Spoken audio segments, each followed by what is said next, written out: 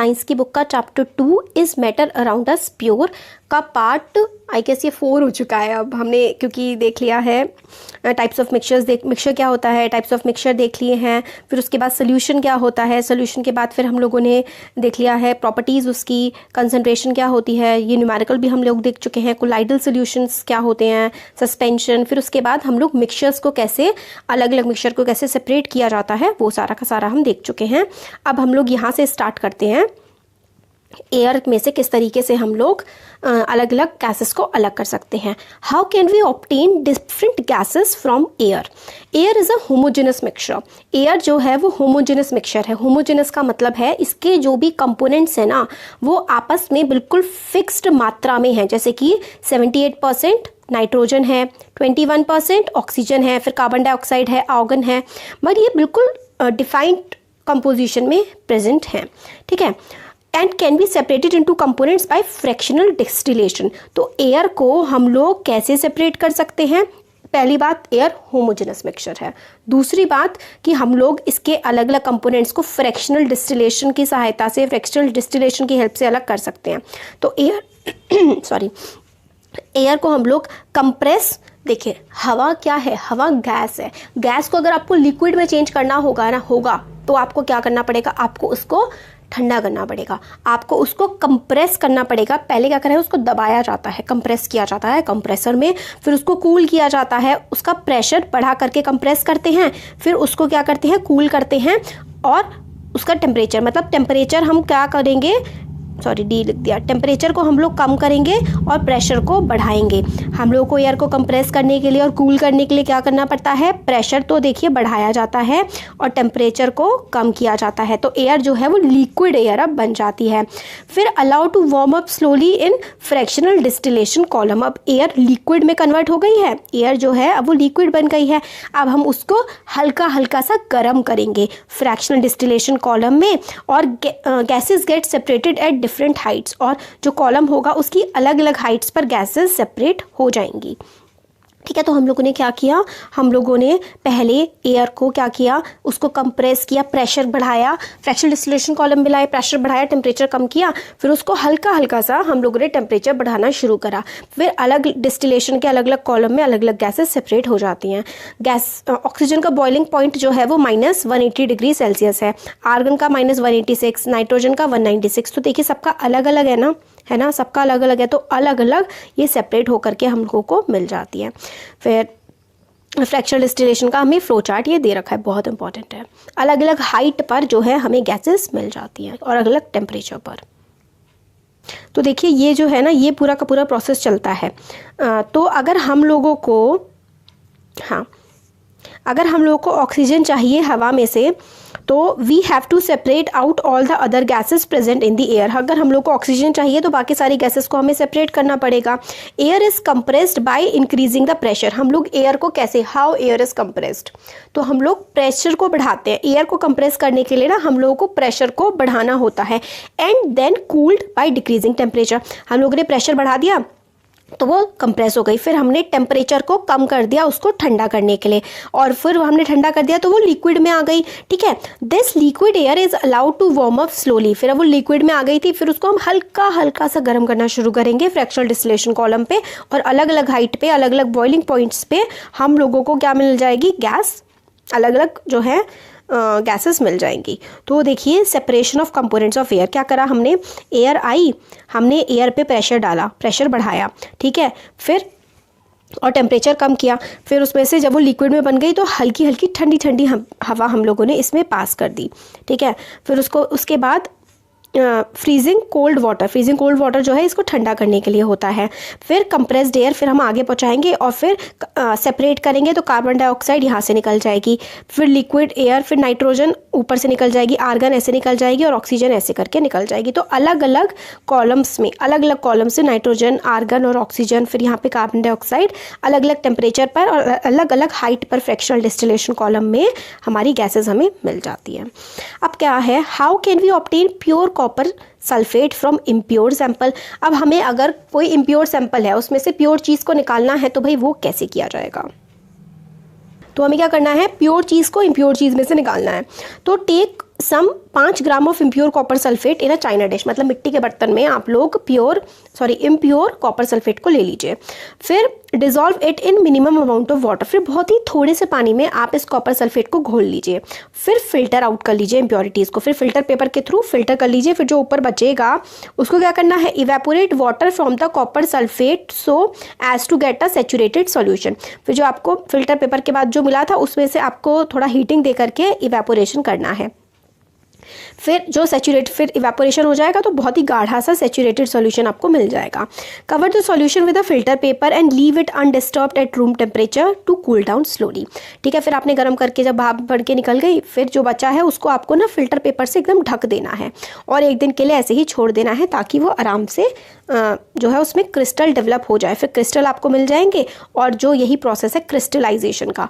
तो आपको अगर इम्प्योर चीज़ में से प्योर चीज़ निकालनी है ना, तो आप लोग क्रिस्टलाइजेशन प्रोसेस का इस्तेमाल करते हैं। किस प्रोसेस का इस्तेमाल करते हैं?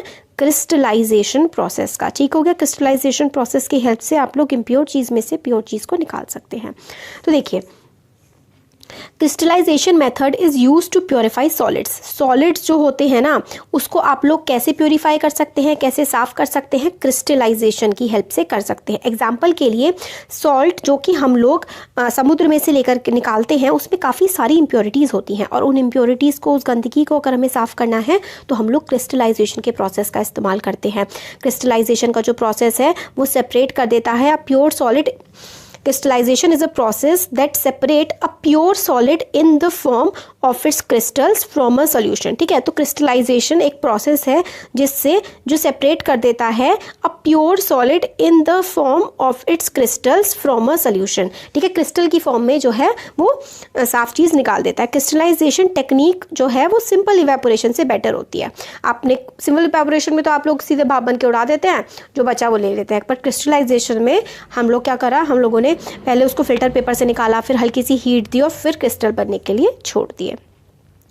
सम क्रिस्टल्स डिकम्पोज और some like sugar may get charged on heating to dryness. Some impurities may remain dissolved in the solution even after filterization. On evaporation decontaminate the solid. तो खाली इवेपोरेशन करेंगे ना तो हम लोगों को कुछ इम्प्योरिटीज़ फिर भी रह सकती हैं, तो इसलिए क्रिस्टलाइजेशन बेटर होता है। एप्लीकेशंस काम कहाँ कहाँ आता है क्रिस्टलाइजेशन? सॉल्ट को प्यूरिफाई करने के लिए जो कि हम समुद्र में से निकालते हैं, और एलम फिटकरी को साफ़ करने के लिए भी इसका काम होता है, और हमने कॉपर सल्फेट को तो देख ही लिया, उसके लिए भी इसका इस्तेमाल किया जाता है। तो जो अबव मेथड्स हम लोगों ने पढ़े हैं, इनको चूज़ करने के लिए हम लोगों को नेचर पता होना चाहिए कि कंपोनेंट लिक्विड है, सॉलिड है, उसका टेम्परेचर कितना है, मिसिबल है किसी चीज़ में, इमिसिबल है, तभी हम इन चीज़ों का इस्तेमाल, इन टेक्निक्स का इस्तेमाल कर सकते हैं। सिटीज़ जो होती हैं, शहरों में जो ड्रिंकिंग वाटर होता है, पीने का पानी होता है, वो किस तरीके से साफ़ किया जाता है वो हम लोग अभी आगे देखेंगे। तो स्टेप्स हमें वाटर सप्लाई होता है हमारे घर में किस तरीके से, और किस तरीके से उसको प्यूरीफाई करते हैं वो हमें इसमें बताया गया है। ये देखिए,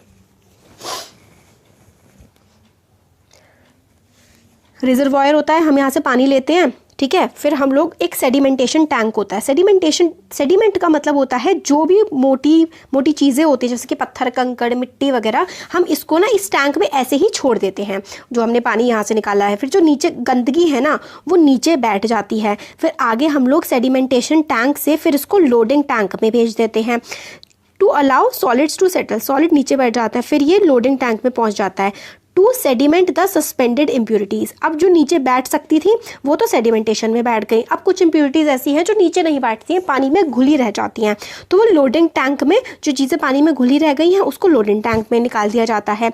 फिर उसके बाद क्या होता है, फिल्टरेशन टैंक होता है। फिल्टरेशन टैंक में क्या होता है, जो बारीक सी सैंड होती है, ग्रेवल होते हैं, कोर्स ग्रेवल मतलब कंकड़ पत्थर, वो फिल्ट्रेशन टैंक में सारे नीचे बैठ जाते हैं, और जो पानी है ना उसको फिर भेजा जाता है क्लोरिनाइजेशन। फिर उसके में पानी में क्लोरीन मिलाया जाता है ताकि बैक्टीरिया मर जाएं, और फिर उसको घरों में भेज दिया जाता है।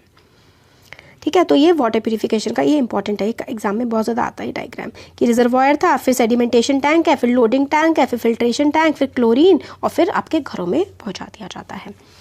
तो इसमें सेडिमेंटेशन टैंक में क्या हुआ, जो सॉलिड थे ना वो नीचे बैठा दिए, लोडिंग टैंक में जो चीज़ें पानी में थी, छोटे छोटे पार्टिकल्स, उनको अलग कर दिया, फिर फिल्ट्रेशन टैंक में जो भी चीज़ें बची हुई थी, फाइन सैंड, ग्रेवल वगैरह, इन सबको अलग कर देते हैं, पानी बिल्कुल प्यूरीफाई हो जाता है, फाइन सैंड, ग्रेवल अलग अलग लेयर्स से जाता हुआ पानी साफ़ हो जाता है, फिर उसको क्लोरीन डाल देते हैं उसमें, फिर घरों में पहुंचा देते हैं।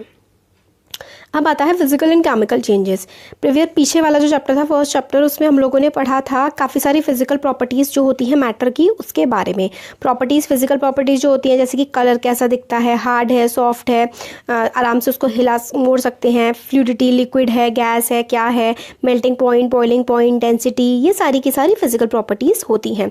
तो इंटर कन्वर्जन, जब ये सारी की सारी प्रॉपर्टी एक स्टेट से दूसरी स्टेट में जाती हैं, फिजिकल स्टेट अपनी चेंज करती हैं, क्योंकि इनमें काफ़ी सारे चेंजेस हो जाते हैं, because these changes occur without the change in composition and no change in the chemical nature of the substance.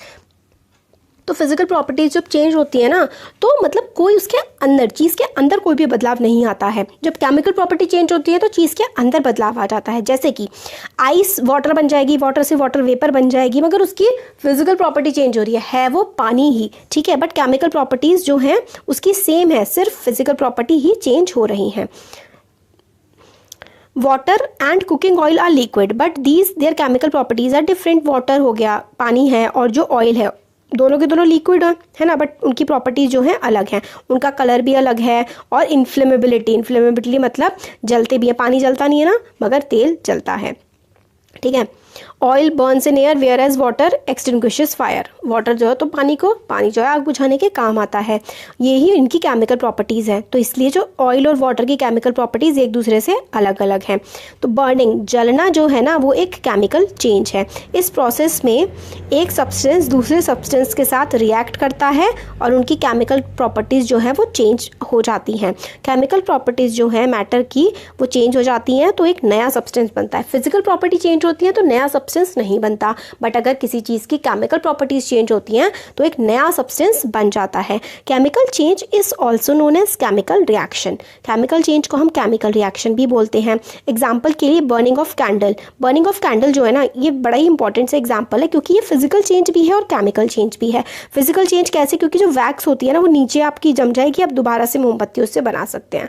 Chemical change कैसे? देखिए, वैक्स थी पहले तो वो सॉलिड थी, बट वो भाप बन के उड़ गई, है ना, तो वो केमिकल चेंज हो गया। मगर बर्निंग ऑफ कैंडल दोनों होते हैं, फिजिकल भी और केमिकल भी। अब what are the types of pure substance? Pure substance कितने टाइप के होते हैं? तो उनकी केमिकल कंपोजिशन के बेसिस पे हम लोग सब्सटेंस को क्लासिफाई कर सकते हैं कि या तो वो एलिमेंट होगा या तो वो कंपाउंड होगा। कंपाउंड दो या दो से ज़्यादा एलिमेंट से मिलकर के बनता है, ठीक है। अब देखिए, रॉबर्ट बॉयल पहले साइंटिस्ट थे जिन्होंने टर्म एलिमेंट को बताया था हमें 1661 में, ठीक है। एंटोनी लॉरेंट लेवोजियर जो कि एक फ्रेंच केमिस्ट थे, वो पहले एक्सपेरिमेंटली उन्होंने बताया था कि डेफिनेशन क्या होगी एलिमेंट की। उन्होंने डिफाइन किया था कि एलिमेंट एक ऐसा बेसिक फॉर्म ऑफ मैटर है जिसको हम लोग और छोटा तोड़ करके नहीं रख सकते हैं सिंपल सब्सटेंस की फॉर्म में। मतलब एक एलिमेंट है, जैसे करिए सोडियम। सोडियम अपने आप में क्या है? इसको हम तोड़ नहीं सकते हैं। जिस चीज़ को हम लोग फर्दर केमिकल प्रोसेस की या फिजिकल प्रोसेस की हेल्प से, फिजिकल प्रोसेस तो आप तोड़ देंगे भले ही, बट केमिकली आप नहीं तोड़ सकते हैं, तो वो एलिमेंट है। Element is a basic form of matter, सबसे बेसिक फॉर्म है, सबसे छोटी फॉर्म है मैटर की, that can not be broken down into simple substance by chemical reaction. Chemical reaction की हेल्प से आप लोग किसी एलिमेंट को नहीं ब्रेक कर सकते हैं। Elements are normally divided into metals, non metals and metalloids. इनके बारे में आप लोग 10th क्लास में अच्छे से पढ़ेंगे कि मेटल्स क्या होते हैं, नॉन मेटल्स क्या होते हैं, मेटलॉइड्स क्या होते हैं। वैसे तो पिछली क्लासेस में भी पढ़ के आ रखे हैं आप लोग। अब देखिए, जो मेटल्स होती हैं, मेटल्स में क्या होती है? लस्टर होती है, मेटल्स में शाइन होती है। इनका ग्रे सिल्वर सा कलर होता है, मतलब थोड़ा सा लश्कर होती है, शाइन होती है, अलग अलग इनके कलर होते हैं। ये good conductor of heat and electricity होते हैं। डक्टाइल होते हैं, इसका मतलब है आप इनको वायर्स में चेंज कर सकते हैं। और मेलिएबल होते हैं, मतलब आप इनको शीट्स में चेंज कर सकते हैं, जैसे कि एल्यूमिनियम। और इसका वायर्स का एग्जांपल कॉपर हो गया। और सोनोरस होती है, मतलब मेटल्स में से आवाज़ आती है। जैसे कि एग्जांपल क्या क्या हो गए मेटल के? गोल्ड, ये वाली चीज़ें तो आप बचपन से पढ़ रहे हैं ना। Gold, silver, copper, iron, sodium, potassium, ये सारे के सारे मेटल्स के एग्जाम्पल हैं। मरकरी इकलौती ऐसी मेटल है जो कि लिक्विड रहती है रूम टेम्परेचर पे। मतलब मरकरी जो है वो रूम टेम्परेचर पर लिक्विड होती है, बाकी सारी मेटल रूम टेम्परेचर पर सॉलिड होती हैं। रूम टेम्परेचर मतलब आपका अराउंड 20-30 डिग्री सेल्सियस जो टेम्परेचर होता है ना, या फिर 23 बेसिकली ले तो इस पर बाकी सारी मेटल्स सॉलिड होंगी, बट मरकरी लिक्विड रहती है, इंपॉर्टेंट है। नॉन मेटल्स की प्रॉपर्टी देख लेते हैं। काफ़ी सारे कलर्स होते हैं इनके, पुअर कंडक्टर होते हैं हीट और इलेक्ट्रिसिटी के, लश्रस नहीं होते, सोरोनस नहीं होते, मलिएबल नहीं होते, कुछ नहीं, उल्टा कर दीजिए, मेटल्स का नॉन मेटल्स बन जाएगा। एग्जाम्पल देखिए, नॉन मेटल ज़्यादातर गैसेज होती हैं, जैसे कि हाइड्रोजन, ऑक्सीजन, आयोडीन गैस नहीं है बट जैसे ज़्यादातर गैस होती है, कार्बन हो गया, ब्रोमीन, क्लोरीन, ठीक है। Some elements have intermediate properties, अब कुछ एलिमेंट्स होते हैं जो ना ही मेटल होते और ना ही नॉन मेटल होते, बट मेटल नॉन मेटल दोनों की प्रॉपर्टीज़ वो रखते हैं। तो इस तरीके के जो एलिमेंट्स हैं वो हैं boron, silicon and germanium. Example याद कर लीजिएगा मेटलॉइड्स के, very important, boron, silicon, germanium. Exam में काफ़ी ज़्यादा पूछा जाता है इनके बारे में, आपको दो दो याद सबके करने हैं, मेटल का भी, नॉन मेटल का भी और मेटलॉइड्स का भी। मेटलॉइड्स काफ़ी इंपॉर्टेंट होते हैं, तो बोरॉन काफ़ी इंपॉर्टेंट है। और कौन सा ऐसा मेटल है जो रूम टेम्परेचर पे लिक्विड रहता है, तो मरकरी, बहुत पूछा जाता है एग्जाम में। More to know, number of elements known at present are more than 100 से भी ज़्यादा एलिमेंट्स हम लोग को पता है। 92 एलिमेंट्स जो कि नेचुरली हम लोग मिलते हैं हमें नेचर में, और ह्यूमन ने भी काफ़ी सारे बना लिए हैं। ज़्यादातर एलिमेंट्स जो हैं सॉलिड होते हैं, सिर्फ 11 एलिमेंट ही हैं जो कि गैसेज हैं रूम टेम्परेचर पर। 2 एलिमेंट्स, मरकरी, ब्रोमीन क्या है, ब्रोमीन मेटलॉइड है, ठीक है। 2 एलिमेंट्स हैं मरकरी और ब्रोमीन जो कि लिक्विड होते हैं रूम टेम्परेचर पे। मरकरी एक मेटल है और ब्रोमीन एक मेटलॉइड है, ठीक है। एलिमेंट्स जैसे कि गैलियम, सीजियम बिकम लिक्विड बन जाते हैं रूम टेम्परेचर पर। Gallium, caesium become liquid at room temperature become liquid at a temperature slightly above. हल्का सा रूम टेम्परेचर से थोड़ा सा ज़्यादा हो जाए तो गैलियम, सीजियम भी क्या हो जाते हैं, लिक्विड बन जाते हैं। बट वैसे अगर रूम टेम्परेचर हो तो गैलियम, सीजियम लिक्विड नहीं बनेंगे, बट रूम टेम्परेचर से थोड़ा सा भी बढ़ जाएगा ना, 300 केल्विन के आसपास, अगर 303 केल्विन के आसपास पहुंच जाएगा तो गैलियम और सीजियम भी लिक्विड बन जाते हैं। 2 एलिमेंट्स जो कि लिक्विड होते हैं, मरकरी एंड ब्रोमीन। अब कंफ्यूज नहीं होना है आपको, एलिमेंट्स ना 3 टाइप के होते हैं, मेटल, नॉन मेटल और मेटलॉइड। जो मेटल लिक्विड होती है रूम टेम्परेचर पे वो मरकरी, और जो मेटलॉइड लिक्विड होती है रूम टेम्परेचर पे वो होता है ब्रोमीन। अब एलिमेंट्स 3 टाइप के, मेटल, नॉन मेटल और मेटलॉइड, उनके 2 पार्ट हैं, मेटल लिक्विड रूम टेम्परेचर पे मरकरी और मेटलॉइड लिक्विड रूम टेम्परेचर पे ब्रोमीन। और गैलियम और सीजियम अगर 303 केल्विन मतलब रूम टेम्परेचर से थोड़ा सा ऊपर हो जाए तो गैलियम, सीजियम भी जो है वो क्या हो जाते हैं, लिक्विड बन जाते हैं रूम टेम्परेचर से थोड़ा ऊपर होने। अब हम लोग देख लेते हैं कंपाउंड्स क्या होते हैं। अ compound is a substance composed of 2 और मोर एलिमेंट्स। अब एलिमेंट्स क्या था, एलिमेंट में तो अपने आप एक होता है, बट कंपाउंड 2 या 2 से ज़्यादा अगर एलिमेंट साथ में मिल करके आ जाते हैं और वो केमिकली एक दूसरे के साथ जुड़े हुए होते हैं फिक्स्ड प्रपोर्शन में, तो क्या हो जाता है, वो कंपाउंड हो जाते हैं। एग्जाम्पल NaCl, ठीक है, एग्जाम्पल हो गया NaCl। अब मिक्सचर और कंपाउंड में डिफरेंस अभी देख लेते हैं, पहले कंपाउंड पढ़ लेते हैं अच्छे से। तो ये देखिए, ये एक्टिविटी है एक, क्लास को 2 पार्ट्स में, ग्रुप में डिवाइड करना है। एक को आपको आयरन फिलिंग्स मतलब आप लोहे की कोई चीज़ देनी है 5 ग्राम, और एक को देना है 3 ग्राम सल्फर, और इनका पाउडर बना करके चाइना डिश में, मतलब एक कटोरी, मिट्टी के बर्तन की कटोरी में, एक में आयरन फिलिंग्स है, आयरन का चूरा है, और एक में सल्फर का पाउडर है। ग्रुप 1 जो है वो मिक्स करता है, क्रश करता है iron filings and sulphur powder को। ग्रुप 2 क्या करता है, mix and crush iron filings and sulphur powder, फिर हीट करता है इस मिक्सचर को, ठीक है, स्ट्रांगली, खूब इसकी हीटिंग करता है ग्रुप 2 जब तक वो बिल्कुल रेड ना हो जाए, और remove from flame and let the mixture cool, और फिर गर्म करने के बाद उसको ठंडा करने देते हैं। अब चेक करना है, check for magnetism in the material obtained. Magnetism magnetic property होती है, तो हम मैग्नेटिज्म कैसे चेक करते हैं, एक मैग्नेट लेके आते हैं, तो मैग्नेट को हमें पास लेकर के आना है और चेक करना है कि कौन ज़्यादा अट्रैक्ट करेगा, ग्रुप A जिसको हमने गर्म नहीं किया है सल्फर और आयरन को, और यह ग्रुप 2 जिसमें आयरन और सल्फर के पाउडर को हमने गर्म करके ठंडा करके छोड़ा है। फिर हम लोगों को देखना है टेक्सचर, कलर किस तरीके से, पहले ग्रुप के चीज़ों का कलर कैसा है, दूसरे ग्रुप की चीज़ों का कलर कैसा है। फिर हमें ऐड करना है carbon disulphate to 1 part of the material obtained, और उसको घुमाना है, ठीक है। Add dilute sulfuric acid to the other part of the material obtained, ठीक है। Perform the activities in both the elements, मतलब अब आयरन और सल्फर को, फिर हम लोगों को क्या ऐड करना है, आयरन और सल्फर में एक बार कार्बन डाइसल्फेट और एक बार सल्फ्यूरिक एसिड ऐड करना है। अब हमें क्या क्या मिलता है, तो ग्रुप A जो गैस ऑब्टेन्ड हुई थी bye group 1 is hydrogen, it is colourless. Group 1 में जब हम लोगों ने HCl ऐड किया है तो जो हाइड्रोजन मतलब जो गैस निकली ना, तो वो कलरलेस निकली, ओडरलेस निकली, कंबस्टेबल निकली, वो थी hydrogen gas. This is very important. Hydrogen gas की प्रॉपर्टीज़ अगर आपसे पूछ ली जाए तो उसका कोई कलर नहीं होता, कोई खुशबू भी नहीं होती, और एंड कंबस्टेबल, जल जाती है। It is not advise to do the combustion test for hydrogen in the class, मतलब क्लास में इस तरीके के टेस्ट नहीं करवाए जाते हैं। Gas obtained by group 2 is hydrogen sulphate. आपने HCl दूसरे वाले ग्रुप में मिलाया तो आपको हाइड्रोजन सल्फेट मिलेगा। ये भी कलरलेस होता है, बट इसकी जो सड़े हुए अंडों जैसी बदबू इसमें आती है। पहले वाले ग्रुप ने क्या डाला था, देखिए पहले वाले ग्रुप ने डाला था कार्बन डाइसल्फेट, ठीक है, और दूसरे ने डाला था सल्फ्यूरिक एसिड। तो दूसरे वाले ग्रुप में आई अंडे जैसी स्मेल, गंदी सी एकदम। तो you must have observe that product obtain by both the groups. दोनों की अलग अलग प्रॉपर्टीज़ होती हैं, क्योंकि एक को गर्म कर लिया था, एक को ऐसे का ऐसे ही रखा था। तो पहले ग्रुप में फिजिकल चेंज, आपने जलाया नहीं वलाया नहीं कुछ नहीं करा तो फिजिकल चेंज आया। दूसरे वाले में जो प्रॉपर्टीज़ दिखी थी वो हमें केमिकल चेंज की दिखी थी। मटेरियल जो कि ग्रुप 1 ऑब्टेन करेगा is a mixture of 2 substance, ठीक है, 2 सब्सटेंस का मिक्सचर है। The substance given are iron और सल्फर था। Properties of a mixture are the same as its constituents. Properties जो हैं वो अपने जो खुद के थे ना, जैसे मिक्सचर की प्रॉपर्टीज उन दोनों को रिप्रेजेंट कर रही हैं। Material obtained by group 2 is a compound. Compound क्यों है, क्योंकि आपने आयरन को प्लस सल्फर को आपने गर्म कर दिया, केमिकल रिएक्शन हुआ और ये आयरन सल्फेट बन गया, है ना, FeSO4 ये बन गया होगा आयरन सल्फेट। तो इसकी केमिकल प्रॉपर्टीज डिफरेंट हो गई। मटेरियल, ठीक है, तो वो कंपाउंड बन गया, आपने गर्म कर दिया तो FeSO4 दोनों आयरन और सल्फेट जुड़ गए।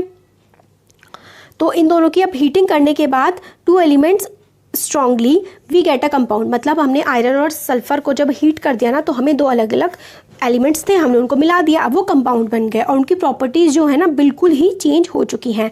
Composition of a compound is the same throughout. We can observe that the texture and the colour of the compound are the same throughout. Thus we can summarise the physical and chemical nature of the matter in the, देखिए यहाँ पर physical और chemical nature, मतलब physical nature जो है ना वो same रहता है, बट केमिकल प्रॉपर्टीज जो है कंपाउंड की और एलिमेंट की काफ़ी बदल जाती हैं। अब पहले हम मिक्सचर देख लेते हैं। मिक्सचर क्या होता है, कंपाउंड क्या होता है।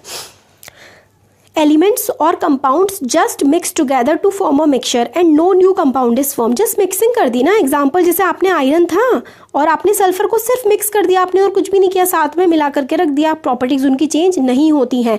एलिमेंट्स में रिएक्शन होती है तो वो कंपाउंड बन जाते हैं।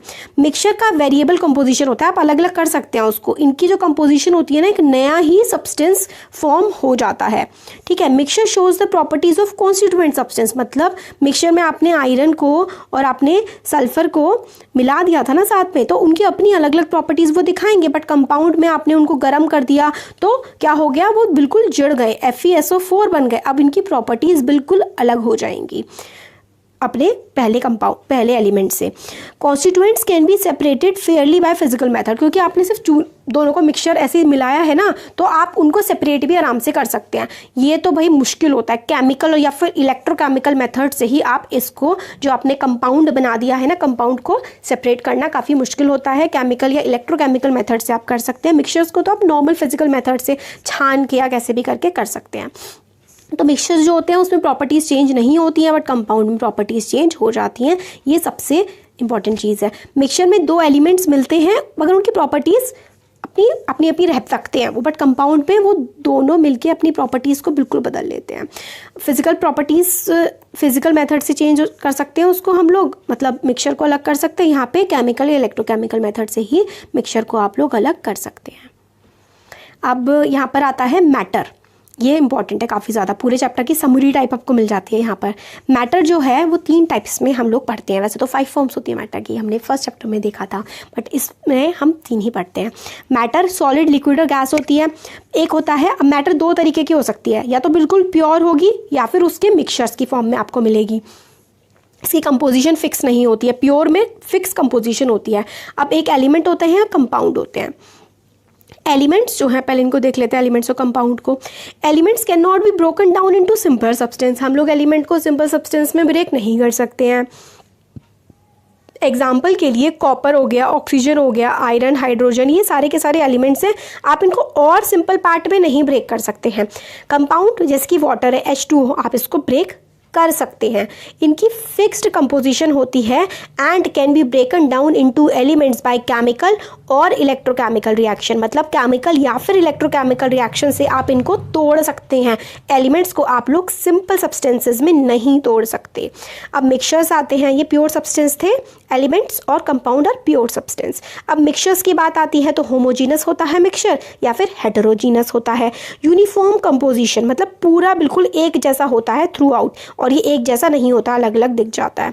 एग्जाम्पल के लिए आप चीनी मिला दीजिए पानी में, पूरा एक जैसा हो जाएगा। पानी में आप नमक मिला दीजिए, सल्फर मिला दीजिए, ठीक है, कार्बन डाइसल्फेट में, पानी मिला दीजिए शराब में, अल्कोहल में, तो ये यूनिफॉर्म कंपोजिशन के एग्जांपल है, एक जैसा हो जाता है।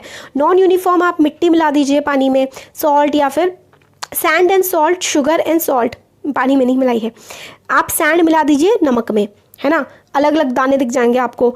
और आप शुगर मिला दीजिए नमक में या फिर आप वाटर मिला दीजिए पानी में, तो ये आपको बिल्कुल अलग अलग चीज़ें मिल जाती हैं ना, तो ये हेटेरोजीनस होता है। अब हमारा चैप्टर 2 खत्म हो गया है, कंप्लीट हो गया है। और